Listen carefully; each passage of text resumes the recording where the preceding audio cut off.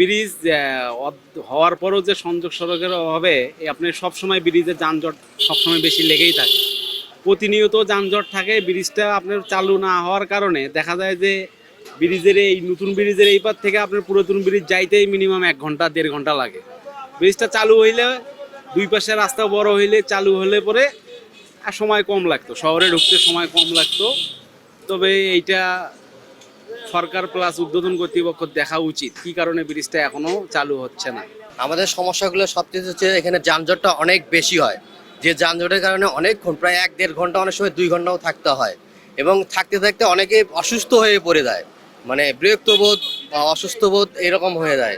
তারপর হচ্ছে আমাদের সরকার এত টাকা ইনভেস্ট করছে আমাদের জন্য, অথচ সেই জায়গাটা না হওয়ার, পরিকল্পনা না হওয়ার কারণে আমরা খুবই রোডে চলাচল করার জন্য খুবই কষ্ট বিভ্রান্ত হচ্ছি এবং আমরা চাই অতি দ্রুত এই ব্রিজটা এবং চালু করা হোক এবং জনগণের জন্য সুফলভোগী কোনো কাজে উপকার আসুক এবং এলাকাবাসীদের এটা সবচাইতে সরকারের কাছে দাবি এবং সরকার যেন এটা খুব দ্রুত গতিতে দৃষ্টি দেয়, যাতে এই রাস্তাটা খুব দ্রুত গতিতে ভালো হয়ে তৈরি হয়ে জনগণের উপকারে আসে। পরিকল্পনা অবশ্যই তাদের আছে, কিন্তু পরিকল্পনা বাস্তবায়ন করতে পারেনি, এটা আমরা যতদূর শুনছি।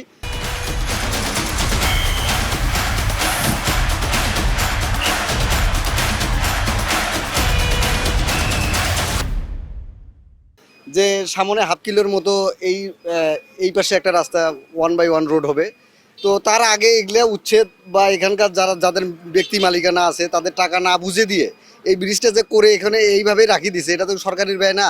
তো সরকার তো এখানে কোটি কোটি টাকা ক্ষতি করছে, কিন্তু এটা যে বাস্তবায়ন হবে, বাস্তবায়নটা কিন্তু এখনো হয়নি। গততে 5 আগস্টের আগে এই ব্রিজটা হয়ে গেছে, তো এই 2-2.5 বছর চলে গেল। তাদের অবশ্যই উচিত যে এই রাস্তাটা ক্লিন করে, রাস্তাটা পূর্ণভাবে করানো এবং এখানে 1/1 রোড করানো। সেটা না করে রাস্তাটা কোনো ধরনের কোনো কার্যক্রম করতেছে না।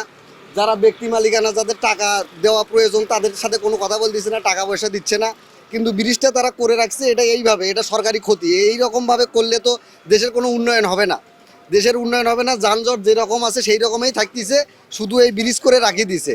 হয়তো দেখা যাবে যে আবার কোনো ধরনের এইরকম থাকতে থাকতে আবার কোনো ধরনের আবার কোনো কিছু বিল পাস করবে, করিয়ে টাকা ঢুকে এরা তারা আত্মসাৎ করবে। এছাড়া তো আর আমি কোনো কিছু দেখতেছি না।